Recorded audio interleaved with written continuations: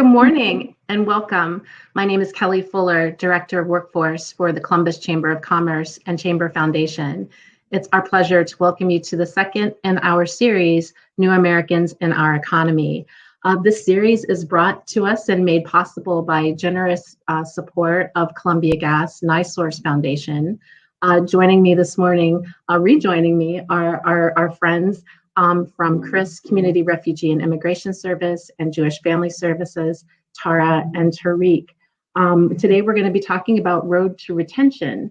And what you'll see is, for those of you who were unable to join us for our kickoff event in February, we'll do a quick recap of when we're talking about refugees and immigrants, who we're talking about, and how those individuals came to the country. And then we'll move into our conversation around retention efforts and initiatives that companies can take. But right now, I'd like to introduce you to, again, our two friends, Tara and Tariq. Tara and then Tariq, would you just introduce yourselves, tell us about your organization and your role there? I can start. Sure. Good morning, everyone. My name is Tariq Mohammed. I am the Director of New American Services at Jewish Family Services. The mission of our agency is to support our community into emotional and economic self-sufficiency.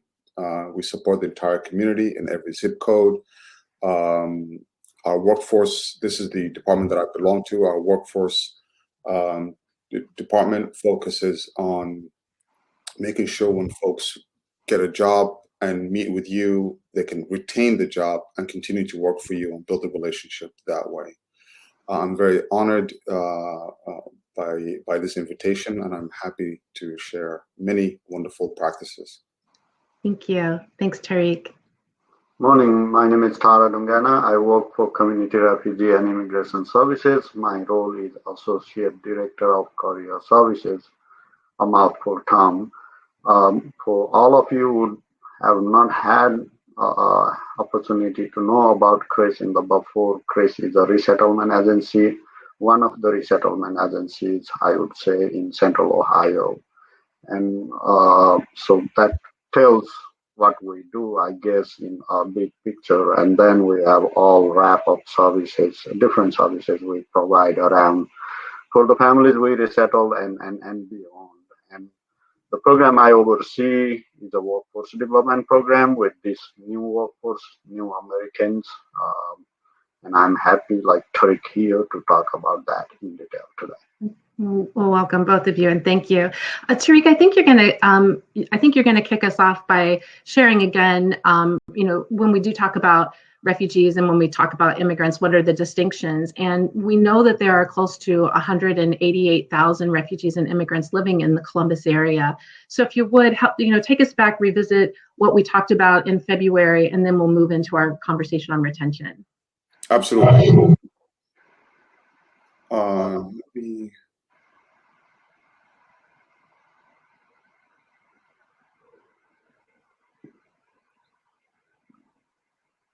Kelly and Tariq, can you guys see my screen? Yes.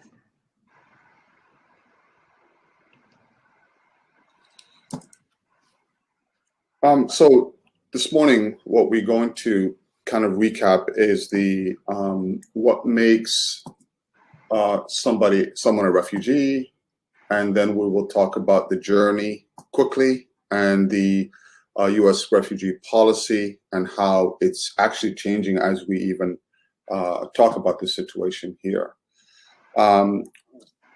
Obviously, as you know, definition of what makes somebody a refugee: a persecution must happen. Somebody that has been persecuted, definitely for their belief of these 5 pillars here. So, race, religion, nationality, political opinion, and membership in particular social group. If one is being physically and violently, crime is being committed against them based on these, then you qualify to apply as a refugee or asylee status.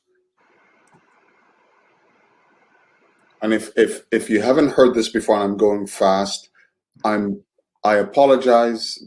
Hopefully that you will invite me and we could talk more detail in this. But for the 4,000 foot view, I'm giving you a quick recap here. There are 65 million individuals have been pushed out of their country, according to the United Nations High Commissioner for Refugees. That is the highest since World War II. It's the largest ever. And out of that, 40 million people are internally displaced, which means they moved from their own city they were born in or lived in, and they moved within the borders of their country. That's what they call internally displaced. So you're looking at millions of people are not living at their homes, but living outside of their city or their town, but still in their country, waiting for the war to die down. You have 21 or over 20 million people have officially registered to be a refugee worldwide. And by the way, these photos that you're looking at, I've photographed them in Greece, some of them on the refugee camp between the border of Greece and Macedonia, where the Syrian refugee crisis was happening. Well, it's still happening, but it was a couple of years ago.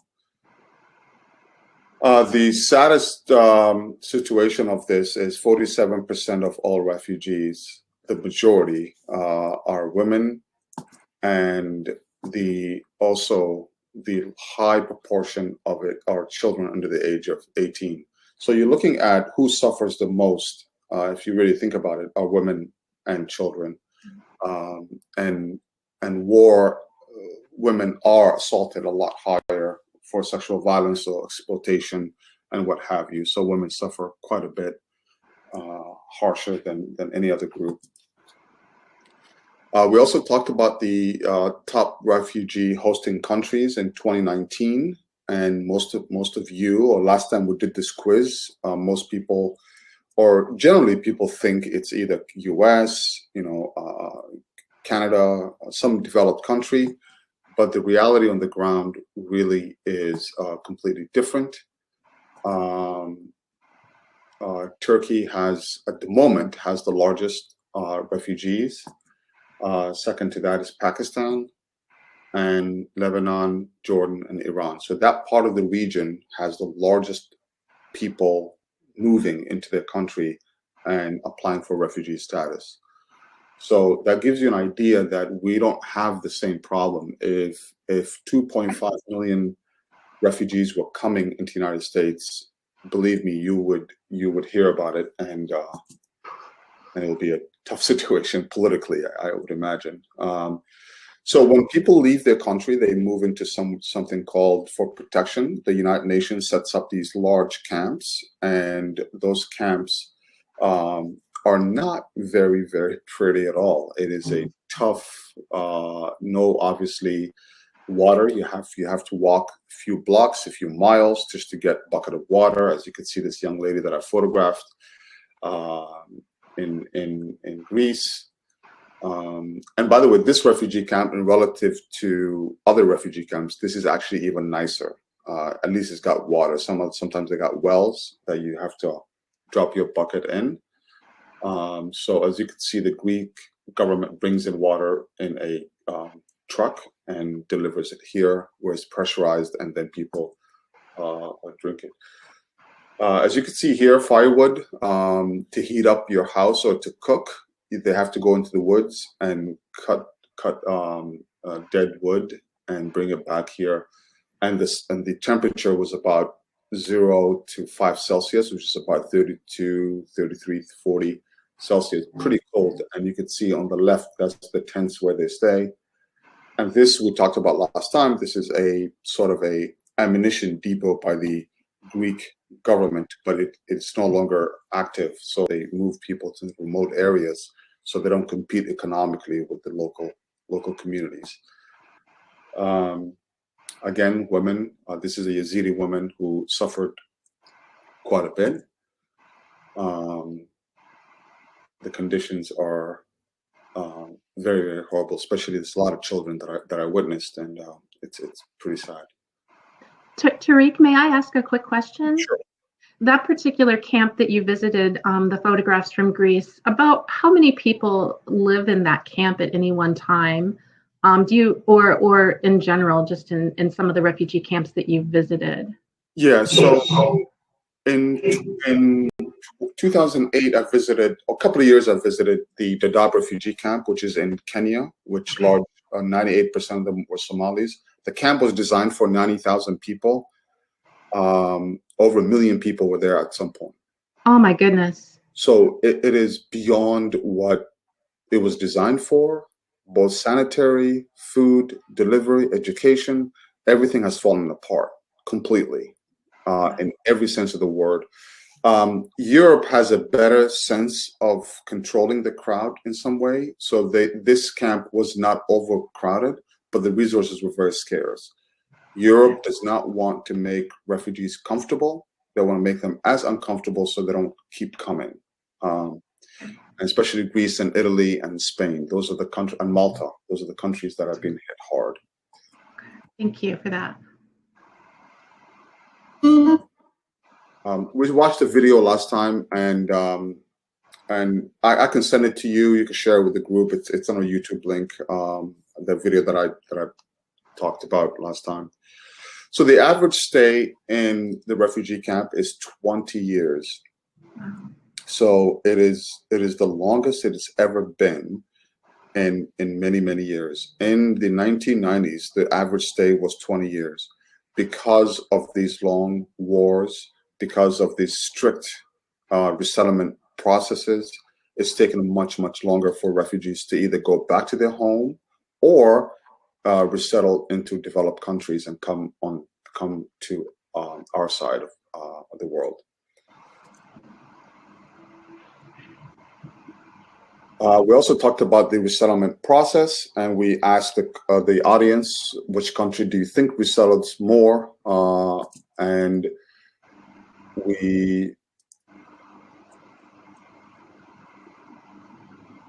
so this is not in this order, but United States has always been the #1 country to resettle refugees. It used to resettle about 70 to 80,000 people per year since the Bush administration, or even before that, even Clinton. It's quite substantial, and it goes all the way back to Jimmy Carter. His time in 1981 is when it started the process of resettlement and helping refugees. So Australia, Canada, New Zealand, Netherlands, and the Nordic countries and the United States, those are the largest countries, the United States being the leader, of course. Those are the people that resettle. We also talked about the long process in which how refugees are being processed in order for them to come to the U.S. Basically, I'll go through this real quick. It is simply being interviewed to make sure you're a refugee, and then you are being vetted for your story and where you come from and all of those.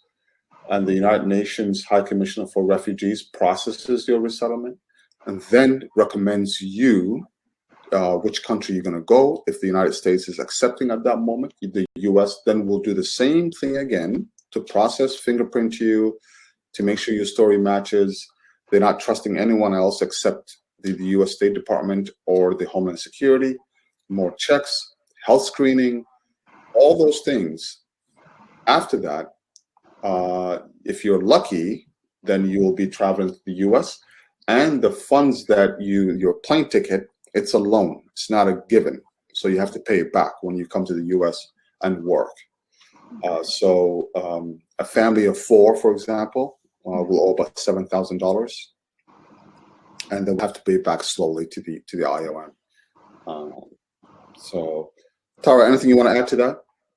I just want to say, that people may think so this is the thing.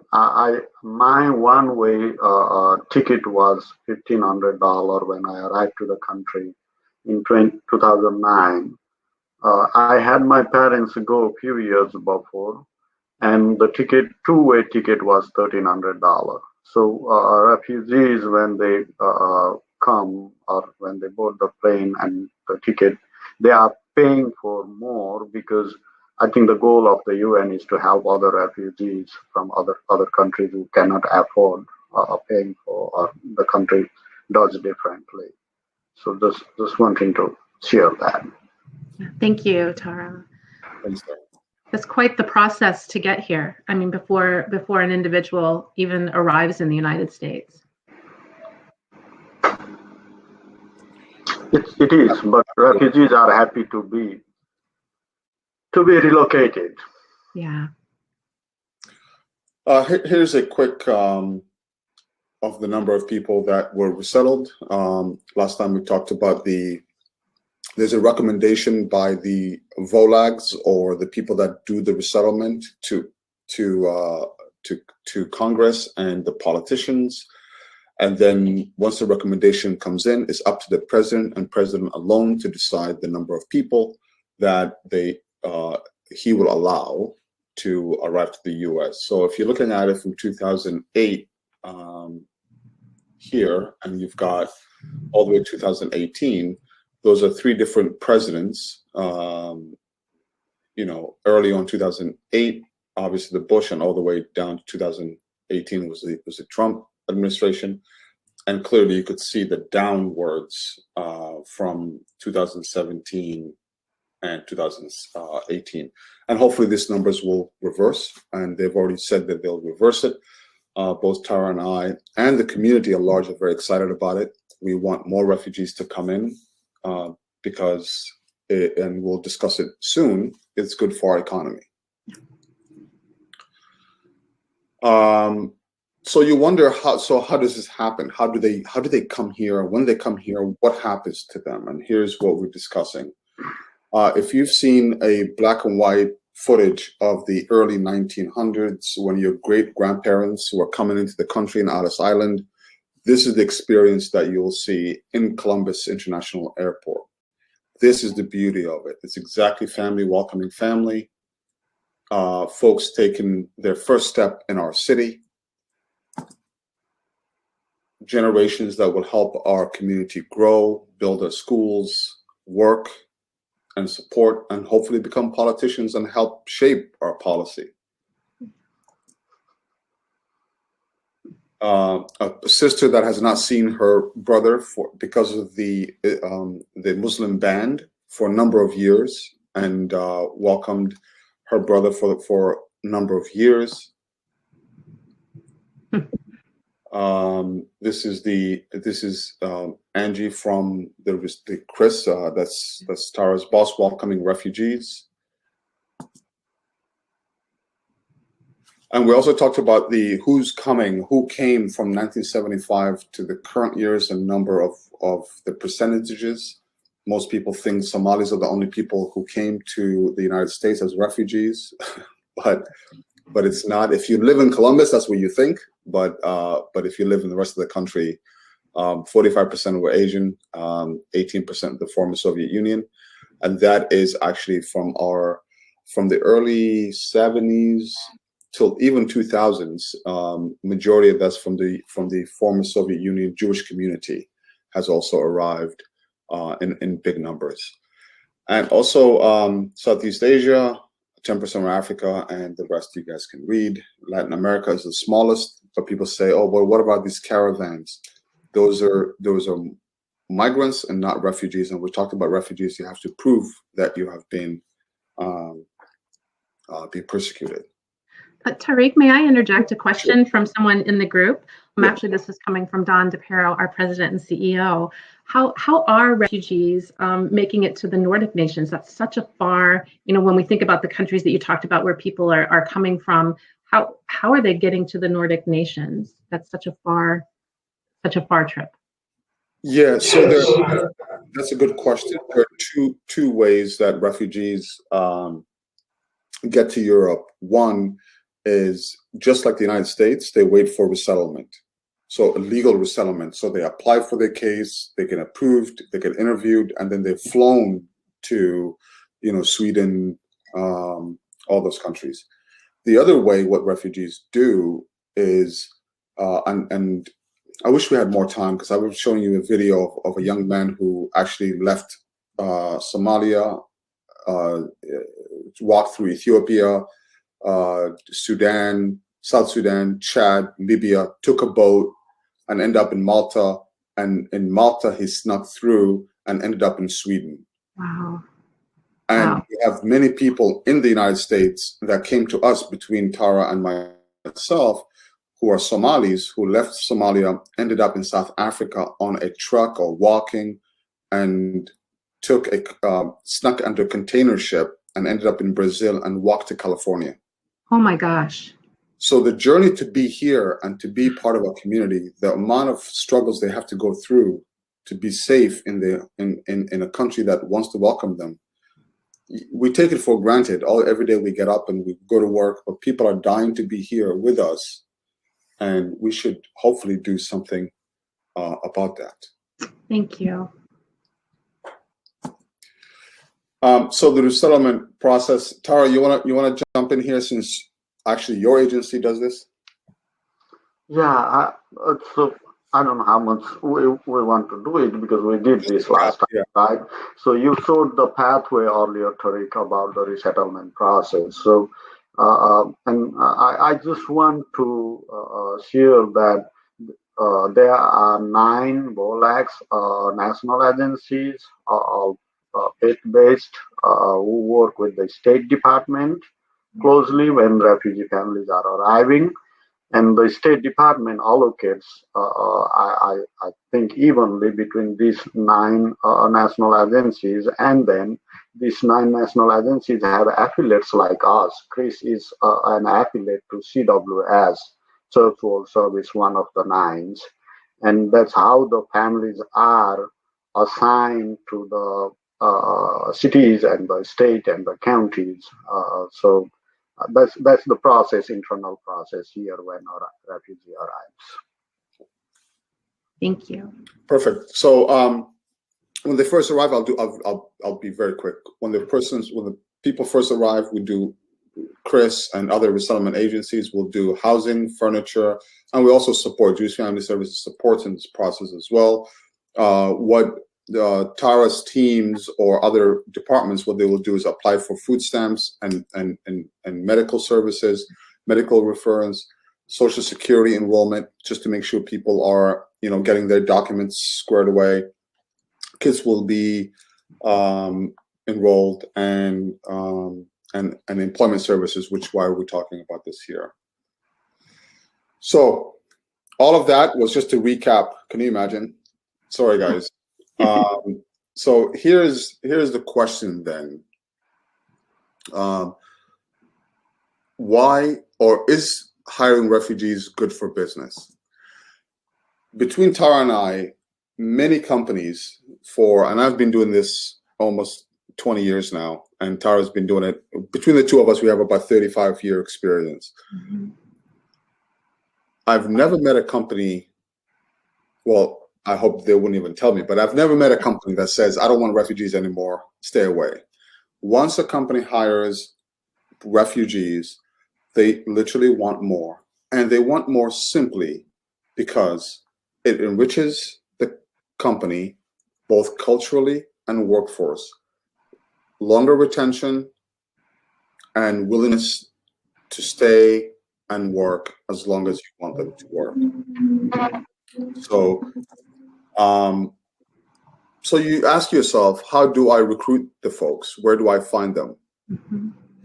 Question is, obviously you'll speak into us, both Tara and I, and hopefully you'll have your you'll have our contact information. Part of your enrollment should be that you will sort of inclusivity has to be part of your marketing campaign when you're going out to the community. Someone with the background of someone that speaks the language. Your front staff should reflect, and this is obvious, and I'm sorry if I'm repeating things you know already, but if you're recruiting Somalis and there's a young lady wearing a hijab, it's a lot easier for people to say, you know what, since they hired her, I want to be part of that as well. I want to associate with that. So do a outward reaching out, not from a reaching out sake, but actually look at the way you are hiring. So Tariq, so what I think I hear you saying is when we're a business is trying to find talent in any of their marketing materials on their website or anything, that we want to make sure that that those businesses are reflecting who they currently hire and having this kind of this expressed desire to bring in more people to represent a more inclusive workforce. So just kind of being mindful of that every time, because when we're talking about retention, we know retention starts at this place, right? I mean, the retention starts way before someone is on board. So I appreciate you sharing that, even in this, outward, representation of the company, we have to show that we are an inclusive workforce. I mean, it has to be visible. Yes, absolutely. Most of people that I see, or the companies or things, there's a lot of stock photos in their website, and it'll be nice to actually get photos of the staff that actually works there. I know some may not be the budget, but if we make that, it'll be a lot easier for Tara and I to say, look, there are people look like you that work there. Here's a proof. Yeah. One thing that Tara and I noticed also, 99% of the time, the language that are required to do the job and the language of the testing in order for them to work for your company does not match. I'll give you an example. If the person is picking and packing, do they need to know a high level of English, or could they work in a place with less English? In other words, we can help you determine what that looks like. We can do, based on experience, we could tell you, let us know what you want them to do, and we can assess the people that are qualified to do the job. But blanketing everybody to have that same level of English, it may be hindering your onboarding or getting them into your company. So Tariq, if a small business, for example, wanted to have an evaluation of their job postings or their job descriptions, is that something that you and Tara would be able to assist with, or someone from within your organization? Yeah, absolutely. Absolutely. We're happy to help in any way we can. Both of us have the same goal, is getting people through. Our goal is to get them jobs and make sure they stay in the job and make sure they become self-sufficient. And you want them to work for you. So we have the same exact goal, and we are happy to collaborate and help you that way. Thank you. And in this conversation, I was talking more about the distribution and the entry-level jobs. Mm-hmm. Also, right. There are other refugees that Tara and I serve. Those are just like we said earlier, refugees could be anybody. It could be somebody who used to be a doctor, somebody that used to be a driver, anybody, artist. So there are many refugees with highly skilled refugees that could work in either your IT or could work anywhere in your company. The US, unfortunately, some of the qualifications do not transfer, but if we can help you get those people to transfer their degrees for them to be able to compete and in the job interview, that'll be amazing. And we can show you the roadmap on how to navigate through that. Kelly, did that make sense? Yes, thank you for that clarification. I appreciate it, Tariq. So one of the challenging that we know from onboarding, and Tara can jump in anytime here, it's really the company policy, all the company policies. The day that you're starting, there's a bombardment of information, and the tax application, the security badge, all those things. When you're onboarding people, it's important to be. Do they understand the policy 100%? I know everything is in English, and obviously it should be, but if you want them to go through a safety or a sexual harassment workshop and make sure that they understand all of that, let us collaborate with you and let us get to a place where we can either pre-train to make sure they understand everything, or let us help you at the day of the onboarding just to make sure everything goes smoothly. And that's another way that for us to make sure that the retention goes smoothly in the future, because if they understand all policy, then it's a lot easier for them to remain and not cause any confusion. So it's really part of that retention that we really want. This is the biggest challenge at the moment, and all of you know this. If I'm in Groveport, if I'm in Grove City, if I'm in a place where the COTA bus doesn't go, how do I get people through? How do I invite people, and what is the solution to that?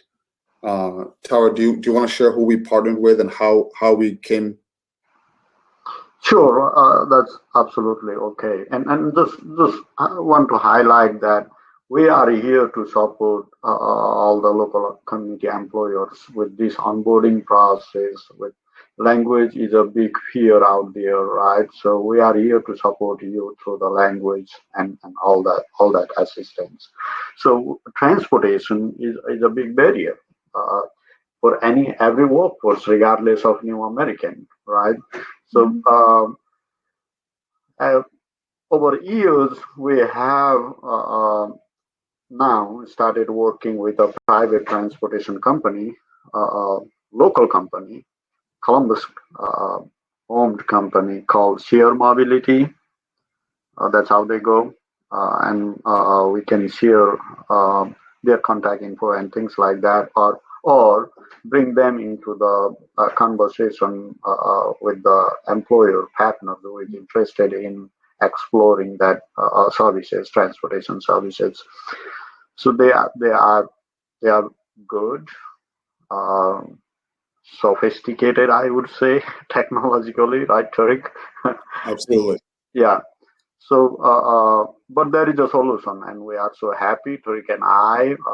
How many do you say, Tariq? We have at least 5 employer partners now who have started using their services or who are working with the Share Mobility for providing transportation to their workforce to work every day. So that's for us, for the workforce people, that's a big reliever having that transportation company on our side, and we hope that it's same with the community employers also, because every employer wants their people come to work every day, and the retention, keeping the job going, meeting the production and everything is all associated. Yeah, no, that's really, you hit on something really key. Transportation is a huge barrier, for a lot of people in the workforce, beyond our new Americans that are joining our economy. The company that you referred to, do they run 24/7? Are they available to take people for evening opportunities? Oh, great. So if you have multiple shifts, yeah. They have no for any within 4 hours time. Okay. That's awesome.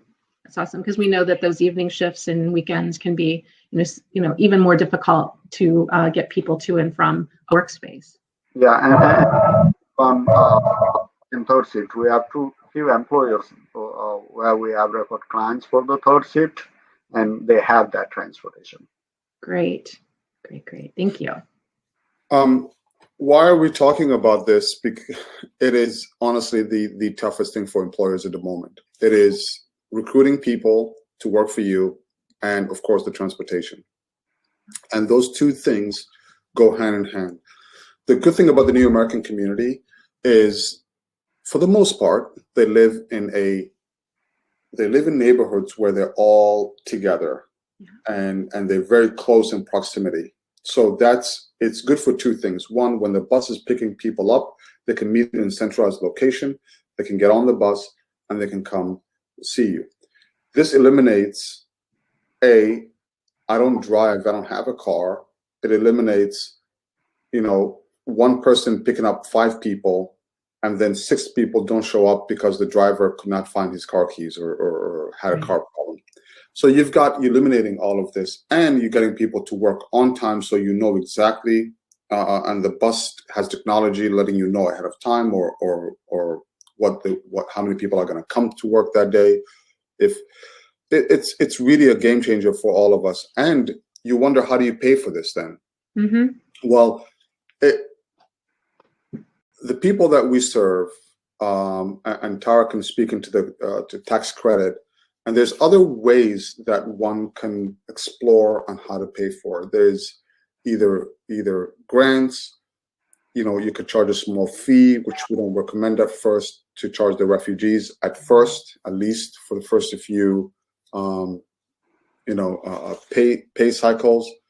But there are ways. And Tara, do you want to talk about the tax credit real quick? Sure. And then even before tax credit, I would say and Tariq, you and I have this insight from some of the employer partners that it cost around $1,700–$1,800 to onboard one person in that process for the employers. Here we are helping you offset that cost because you don't have to make that investment. You work with us, we have people, we refer you, we help you through the onboarding process, and then you lose those people. Here we are giving you people and the transportation who help you retain the job. So if you look from that side, you are saving rather than investing more and more, pulling out of your budget, right? So those are the thought process or different mechanisms how you can invest into the transportation cost.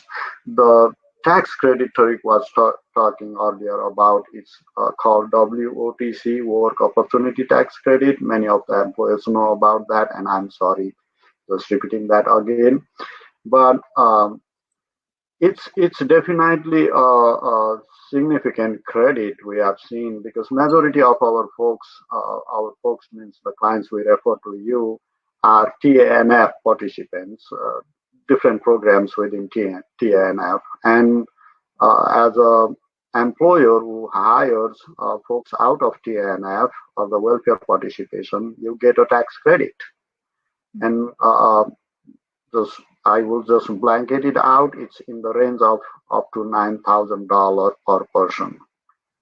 So it's a significant amount. If you have not looked before, we would encourage you to look for that program because it's for everybody, every employer. So why not take that advantage? And that will do two things. One is help you offset this initial transportation cost, right? Second is that can be also an investment to offset your training costs, training these people on the job. Tara, I have a couple of questions for you. One actually from those in attendance. Frank DeCenzo would like to know, what is the name of the company? Did you say Share Mobility? Yes. Share Mobility, and then they're here in Columbus? Yes. So that's the transportation company providing these 24/7 ride solutions. Another thing I just wanted to clarify, when you're talking about, are you talking about TANF, the Temporary Assistance for Needy Families? Thank you. The funding through like the county. Yes. So individuals who qualify for those funding, it's talk a little bit more, if you would, about that. Like how does the business? The way Refugee starts here, well, Tariq was mentioning earlier about we pick up the families from the airport, right? And I came through the same process again. Like, I don't want to talk much about me, but just to give you maybe that helps explain better. In 2009, I had $20 in my pocket when I arrived to the country. So what resources do I have? Nothing, right? So Refugee starts with the TANF, Temporary Assistance for Needy Families, the welfare benefit, gas, Medicaid, and food. That's how they start. Everybody starts there, right? So that's where the incentive of the tax credit comes. Hiring folks out of that program, that's where you get the tax credit. And it's not only for refugees and new immigrants. Right. For veterans, summer school programs, things like that. It's at different level of the credit. So a business hiring individuals from the TANF program, that's how you attach to that workforce opportunity tax credit. Yes. Thank you. Again, as you can see, transportation is a tough conversation because it really needs a village approach. We need to help you. We need to figure out resources together, and we need to identify companies who are reliable. And the reason why you want to outsource this is for obviously insurance reasons. You want to hire people that actually do this, and you can run your business. And instead of some people say we can run our own fleet, but that becomes a liability issue, and I honestly don't recommend it. Yeah. Absolutely. Tariq, if I can add quickly one point about the transportation and particularly shared mobilities, they are very agile, I guess the right way to say, because they have vehicles for every size. Every size meaning like they have compact cars to 24-seater bus. So I know there are small employers here who are looking to hire only few people, right? That's their need. They could still work with shared mobility because they use the compact. They have compact cars also for few people to commute. It's great to know. Thank you. Again, if you need further information, you can reach out to Kelly, myself, Tara, anybody, and then we can walk you through the process. Happy to do that. One of the challenging thing also is how do I move refugees from the initial where I put them, where they started, and how can I train them into a better or a supervisory role? And this is where we can help you as well. Basically, we can tell you from a leadership role, if you identify somebody, within your team that, perhaps this person has the qualifications to run or to manage this side of the house, we can help them, shape them, give them branding, making sure they understand the culture, the corporate culture, and how you want them, and essentially they can move up.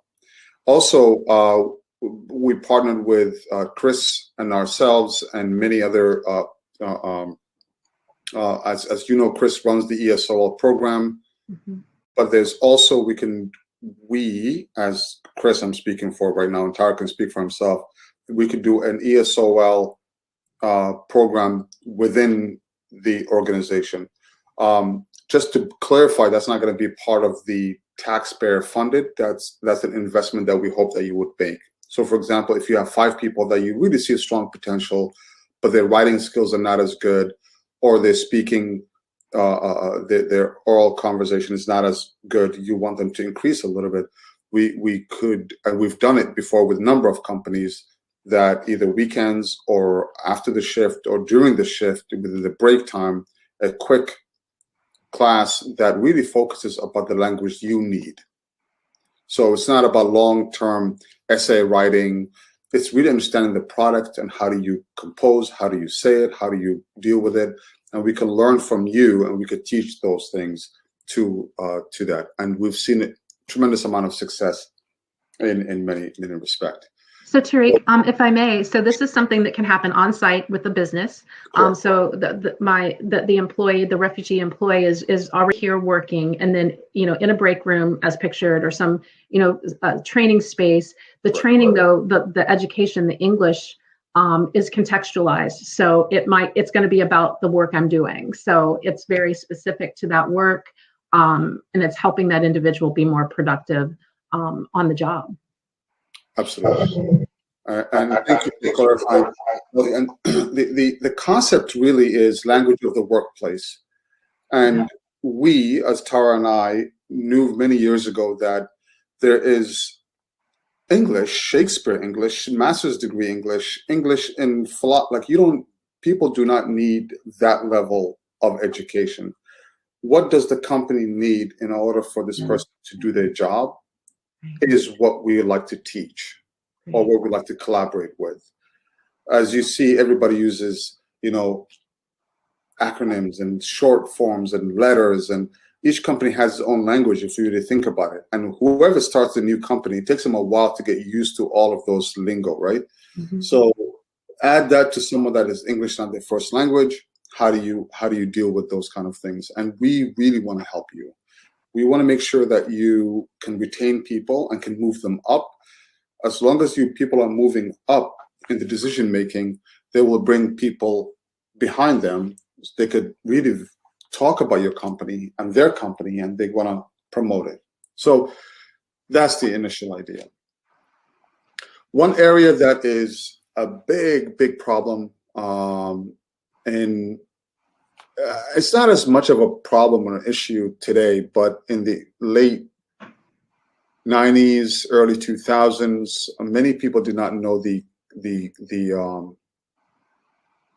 religions that the workforce has changed, and many people didn't understand how things work. Today, I'm proud to be someone from Columbus, because many partners that we visited, they've created rooms for people to pray. They may not call them prayer rooms, they may call them relaxation or yoga rooms or what have you, but creating a space for people to meditate, pray, and working with the community to see when those breaks are occurring, and also matching your break time for others, so it doesn't look like you're taking preference to some people and not giving breaks to others, and also setting standards into how long those prayers are according to the religion and not to them is very important. So human beings are human beings. Some people will say, well, I need 20 minutes to pray, and somebody will say, I need 4 minutes to pray. Well, which one is the right way? This is where you call us, and we'll give you a guideline of what time is the prayer, how long is it, how long does the person need to work to pray and come back. So all those logistics, we can help you with that. But denying someone to pray at all based on that, it is really a problematic for your retention, and people will definitely walk away. Tariq, you mentioned that there's been a kind of a shift to being more inclusive and more understanding in this space over the last several years. And are there other things in addition to the quiet rooms, the prayer rooms, the meditation spaces that businesses are doing in their work with you and Tara, help better understand different religions, different cultures, and what that might mean in the workplace? I think all the above. Today, there are, I would say, Muslim, Hindu, Christian. I'm talking about the refugees that are coming into the country, the religions they belong to. Just because someone is Muslim, that doesn't mean they are very, very strict about their religion. Just like Christianity, people are very orthodox and people are not. Maybe people are liberal about it. So all your employees are not going to request a prayer, but if they do, if you have it, that'll be great.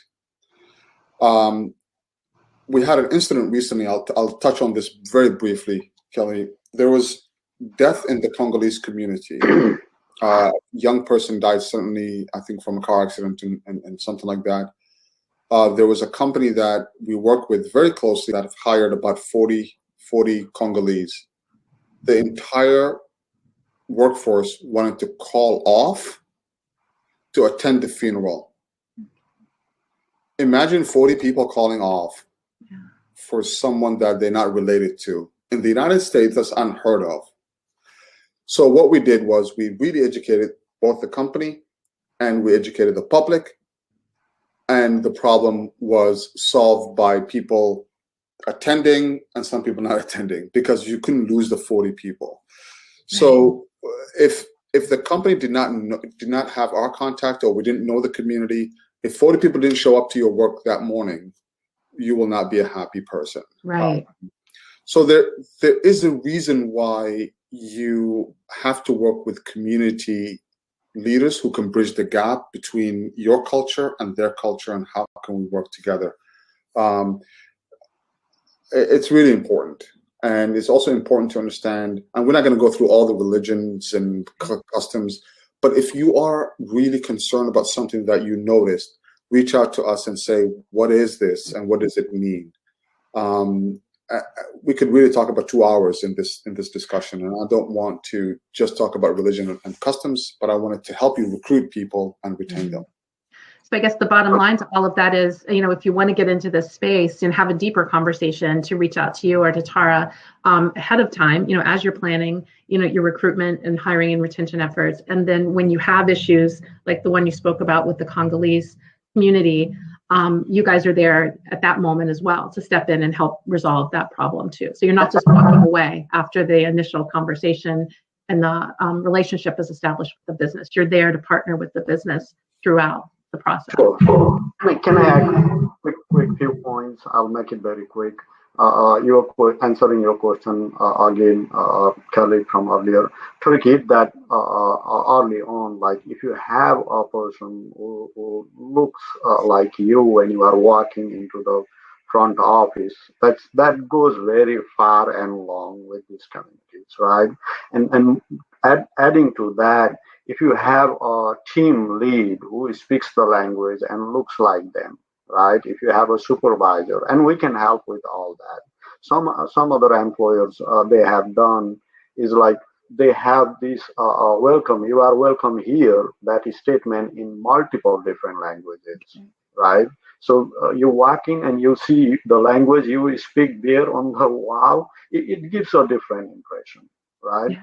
I'll give you one another quick example. There was a unfortunate kind of situation, and this is with a small employer. Their total number of employees is around 8-10 people, and we've been working with them for last 4-5 years, and we have referred 4-5 people there by now. One of our clients who referred had brain hemorrhage recently, right, and was hospitalized and all sort of things. This employer went to the hospital, went and visited the family when that happened, right? And you could see in the social media, in the community, like people just appreciating that tiny effort, like, thank you, you care about us, right? Those are the teeny tiny little things that can just be game changing, I guess, in all these culture, religion, and things like that. Yeah. So just making that personal connection with the employee and the employee's family and the greater, refugee community at large is witness to all of that, and seeing, the care and the investment, the emotional investment from the employer. Yes. Yeah. Just along here,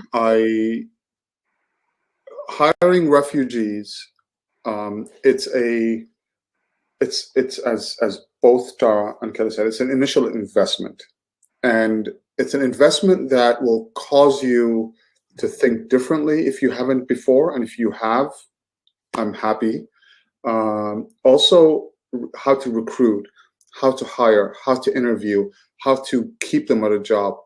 The benefits are monumental. There are companies that Tara and I work with that some of the people are working there for 12 years. Mm. Like, you're talking about a long-term retention. We're not talking about just, I'll hire and I'll get rid of them tomorrow. They keep working there as long as the atmosphere is fair and really speaks to the language. We're not asking you to change your corporate mission. We're not asking you to, be different, but be mindful that there are different people working for you that require a slightly different language and different way of communicating. Other than that, it's the same employee. There's no difference. Our staff, this is actually not true. We speak a lot more than that, but 14 languages. I have never seen a refugee that came to us not qualified to work. They don't require a visa. They don't want you to sponsor them. You don't have to worry about they're as good as a US citizen, and the only difference, they can't vote. That's it. You 100% are legal, the people that will be working with you and referring you and partnering with you. High retention rates, they're a very loyal employee, I just said, and the work ethic is unbelievably great. We showed this earlier, $35.9 million in spending in our city and $1.6 billion in the overall economy to taxes to our city. So it shows you that the folks are working and working hard and paying their fair share of taxes, and also stimulating our economy by buying and being a consumer just like all of us. Not all refugees are from Somalia. We have people from China. This is a Uyghur minority group who are Muslims who are being persecuted. You must have heard of them in the news. You've got Iraqi engineers. You've got Bhutanese Nepali teachers. You've got Syrian doctors, Eritrean aspiring soccer players, people from Mauritania, which is West Africa. Again, you have Somali, Burma.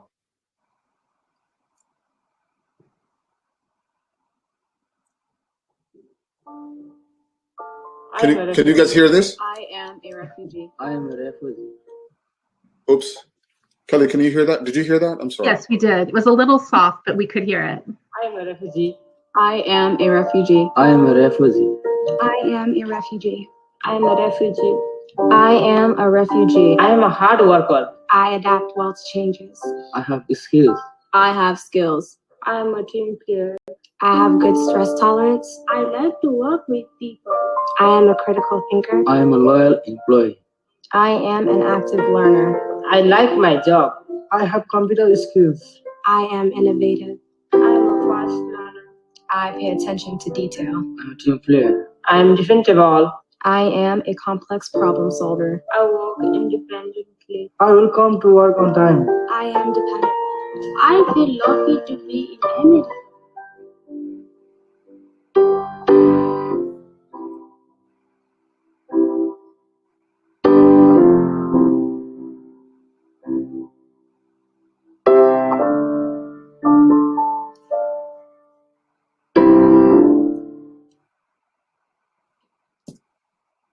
I'm not sure if you guys heard that, but both Tara and I, our employment program, we teach those words in a job interview.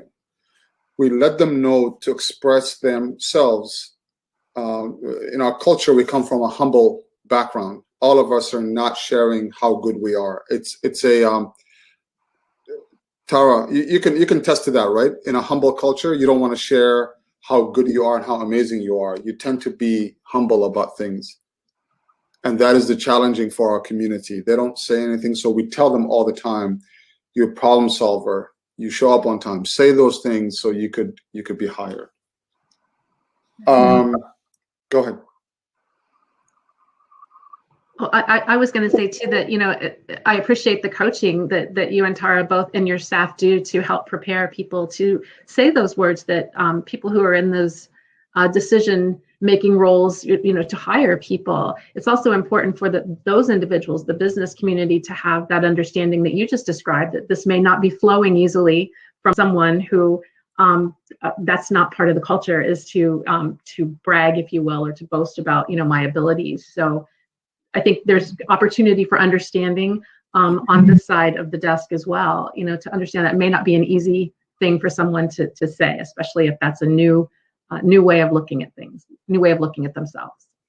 If you say those words in your job interview in Bhutan, you'll not get hired, right? You'd rather be just sent home. Totally different environment. And here, yeah, it's a shift in culture and thought process. There was a young man one time told me, hey, Tariq, they want to interview me. Why interview, right? Why? I'm good. Tell them I'm good. I want to get the job. Why with going through all this process? I'm good. I'm healthy. I can do the job. Tell them to hire me. So why complicate it? Almost, I would say 99.9% of all refugees aspire to become a U.S. citizen. It is the goal for all of us to become part of this country. And I've never seen a refugee that says, well, I don't want to become a U.S. citizen. I just want to, you know, not participate.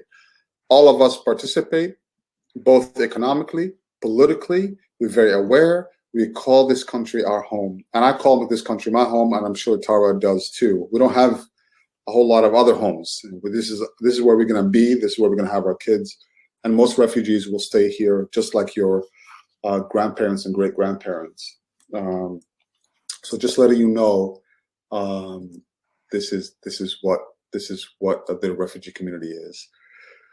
I'm sure you've heard this quote before, and I'm sure you knew that Albert Einstein was also a refugee. You could do a screenshot, or you could both email us. This is our contact information. I really want to take a moment and thank Kelly and for inviting us, giving us a platform, and we really appreciate you for all of this. We're happy to take questions. Thank you for that. Yeah, I'm watching for questions from our group, and I also wanted to thank you, of course, and thank our supporters from NiSource and Columbia Gas as well for investing in these important conversations. We will be continuing this in the summer. On August 12th, we'll have our next event. Maybe it might even be in person. That would be amazing as well. When we talk about successful partnerships and relationships with CRIS and with Jewish Family Services and the business community, what makes a successful partnership, and how does a business get started? And even thinking through like a smaller business where maybe, we talked about a business might only need to have 1 or 2 people, as a new hire, maybe they have 50 employees or fewer. How does that business get started in creating a strategic partnership, a relationship with CRIS and Jewish Family Services? Like step 1, like what do I do next? I would imagine several things that happen. One is obviously pick up the phone or email us.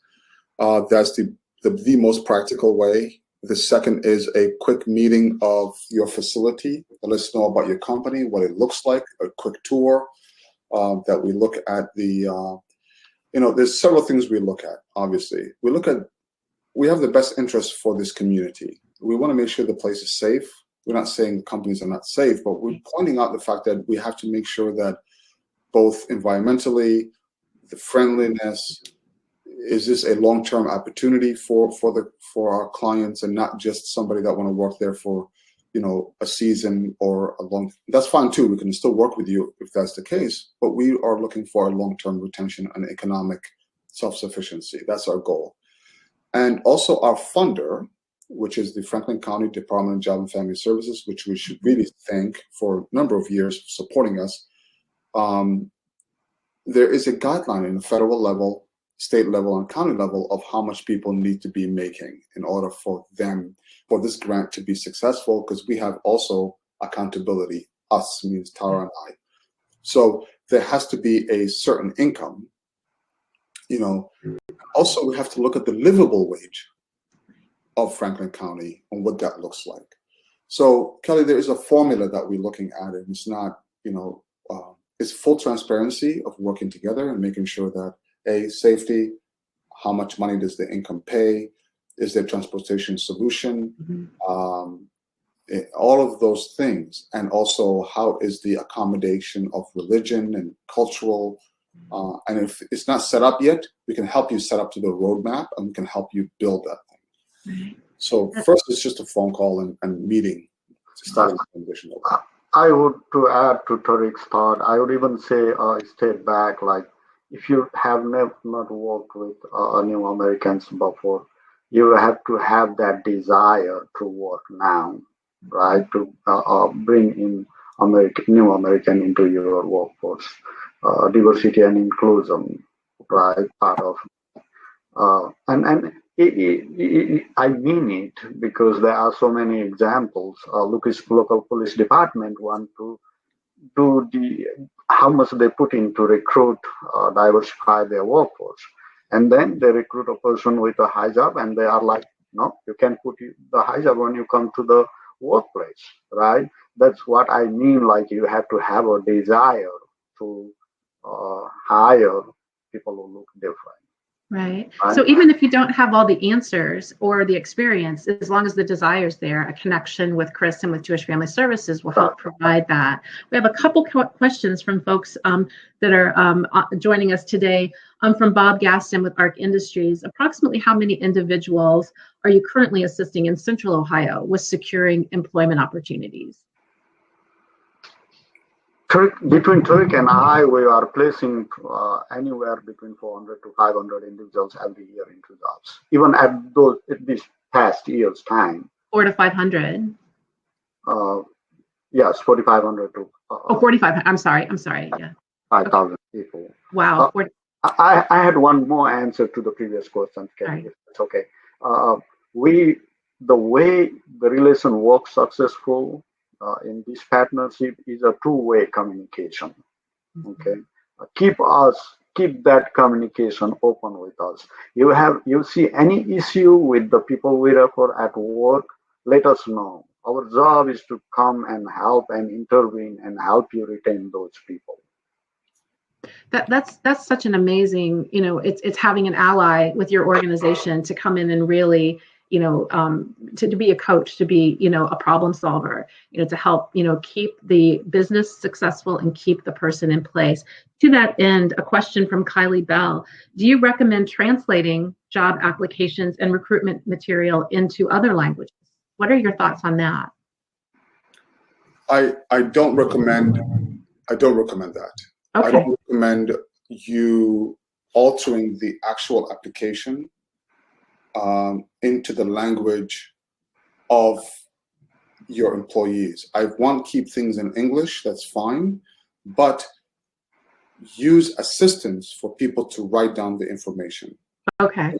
So we can help educate the application day, right? This is how you put it, this is how you put your name. But translating that is not going to help them become the fabric of your company. Like at some point, we need to get them to keep their culture, but also keep American culture, right? It's not one way or the other way. I'm a true believer of that. It's what makes this country wonderful is because you can be who you are, Kelly, and I could be Tariq, but we still have the common, language that we could both share. Having said that, there are materials that I would like to visit, and those are the policies of the company, the attendance policy, the corporate culture. Those could be translated because you want them to really, really understand it. But legal documents that they're going to sign, they're going to keep, or the company needs to keep in their files, needs to be in English, and we can help you fill those things. Can I say one thing also? Just to go back to the previous question, we don't want to be a gatekeeper for your employees. If you need us, we're there. These are your employees that don't work for us. We are simply supporting you. If you hire somebody who is both multilingual, trilingual in your company decision making, you don't even need us anymore. We're not asking you to hire our people and then we'll be this is not a Teamster situation here, right? Gotcha. It's your people. You let them go. You hire them. You give them a raise. It's all on you. We're just here to support. I just didn't want to scare people and say we're going to be there all the time, and Sarah and I are going to knock on their doors, and no, it doesn't work that way. But you are there. You are there to support when it's needed. So a phone call away, an email away, to step in. I have another question from Jeremy Banta, who's a board member at the Columbus Chamber and also a professor at Columbus State. Are there any industries that have excelled or are better suited to hire people from our refugee population? It's across. We work with every industry, all you can think about, right? Like IT, trade, construction, distribution centers are big, manufacturing, retail, hospitality, you name it. But the industry, we do work with all of them, as Tara said, and I want to confirm that as well. But the industry that has more success is just like any any person in Columbus will tell you distribution is the fastest and largest that people have grown. And companies that we work with are, in the past, that people have stayed a little longer, have been both the smaller community textile kind of thing, and it could be the large corporation that has thousands of people packaging things and delivering things. So it goes both ways, but distribution hires the largest because it's the nature of Central Ohio. Mm-hmm. Yeah, that makes sense. And thinking, about some of the other industries that Tara mentioned, and there's certainly ones that the Chamber is looking at because these are high growth in demand. Healthcare, ITs across all industry sectors, obviously, in addition to supply chain, logistics, construction, manufacturing. When you think about industries like healthcare, are there things that a company or someone that's doing the hiring in a healthcare environment could do or should be aware of when seeking out hiring people from the refugee community? Tara, you could. I don't know honestly how to answer that question, right? Because most of the jobs in the healthcare industries are not like distribution center, retails, and things like that. People have to go to school, go to certificate, and go to training, and then only they become eligible for those jobs, right? So that's why I'm thinking like, how do I answer that thought process, right? But we have community members, new Americans working in healthcare, right? There are so many nurses, there are so many STNAs, there are so many respiratory therapists, and all that jobs. So I think when we're talking about healthcare, we are talking about a particular group within that new American community. And I guess I'm thinking too about, we talked about, oftentimes when a person comes to this country, with a degree, a credential, a certificate from, their country of origin, there's not always a recognition. So I may have, I may be a medical doctor, in my home country, but maybe not able to practice as a medical doctor here. Are there ways for individuals to, I know we do. That's good that you brought up, Kelly. We recently have a gastroenterologist from El Salvador. He barely speaks any English, right? So what I personally tried doing is, I know a primary care doctor in Westerville where I live, and I spoke with, now I call him my friend, like, can you mentor this person that his skill, right? Because that pathway is a long pathway for this individual to get to the level where what he practiced in the home country here, right? But we really want to give them a pathway so that they are putting their foot into the door, and then speak up from there, if that makes sense. That does make sense, and thank you for that. I know that we have a lot of openings in those, positions that we could get that person, in the door, a way to utilize their training and their background, but maybe not in that capacity. I have another question from Amelia Kreitz.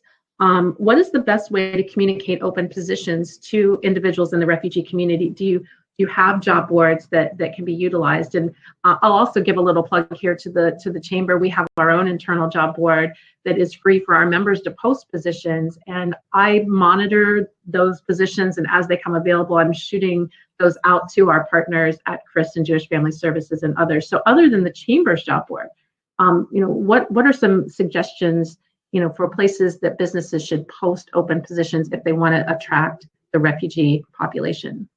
You can email it directly to you, Tara. Yes. Right, Tariq?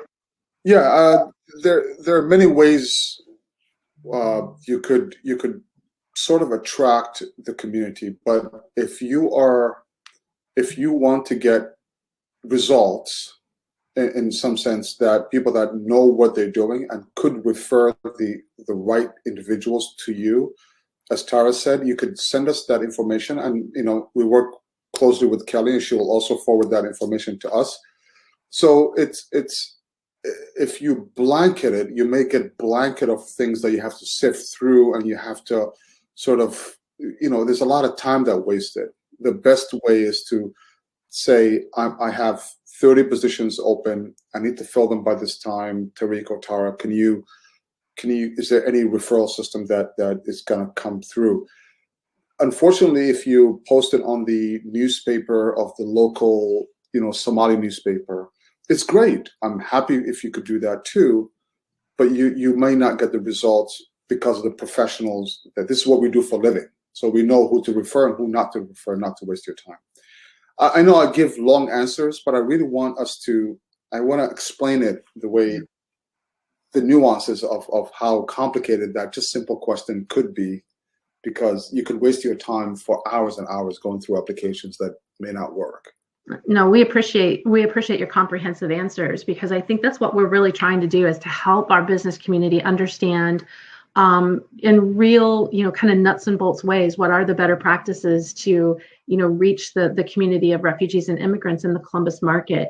And, to your point, Tariq, that what you just described, a local, Somali newspaper, might be put together by, someone in the community that wants to, share that information, but it may not be somebody who is, truly working in the space of workforce development and job placement and job retention, as you and Tara and your teams are at Jewish Family Services and at CRIS. So, kind of not a big fan of the term one stop, but just to start, a great starting point to enter this opportunity to employ and retain people from the refugee community really is to reach out to one or to both of you.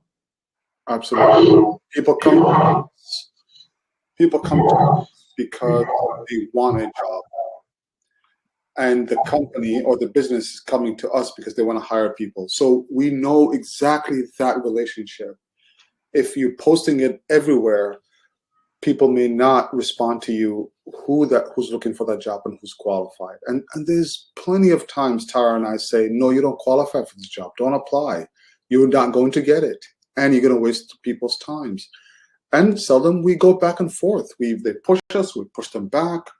And hopefully we win, because they will waste HR time, they will waste paperwork time, interview time. Think about all the time that you're spending going through people. If you could hire the people that we send you right away, it saves a whole lot of time. Exactly. That's the point I was also making, supporting Tariq, saying like people may not have email established yet, right? One of the mode of communication we use now in this world is email communication, right? So you may send an email and that may never get a reply. The phone may not be working when you call them, because many of our clients use that monthly payment, and they may not have paid, and they use their minutes to call the family member outside of the country, right? So all that thing, the weed of the things, I guess, you get into, we are here to help. So so that you save resources and money and everything in that process. Yeah. Thank you.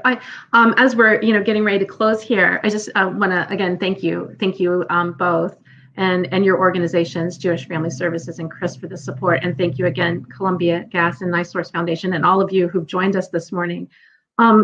I do want to let everyone know that in the consultations I've been having with our members, close to 150 just since January of this year, some of the things that are rising to the top that our members are asking for help and resources is diversity, equity, and inclusion in the workplace. How do I create, foster, and encourage a more diverse and inclusive workforce? So I think reaching out to the two of you, gives another opportunity, another way for our members to have that pipeline for a diverse workforce. One of the other things that's been consistent among our members is asking, where do I find people? How do I hire? How do I onboard? So you're talking about a population of people that want to go to work. When they show up at CRIS and Jewish Family, it's to say, I want a job. So making that connection between our members and you and the pipelines that you represent, I think is answering a lot of the need that our members are expressing to me. So thank you, everyone, on behalf of all of us at the Columbus Chamber of Commerce, the Chamber Foundation. Thank you for being with us. Everyone, stay safe, be well, and we'll see you at another Chamber event soon. Take care.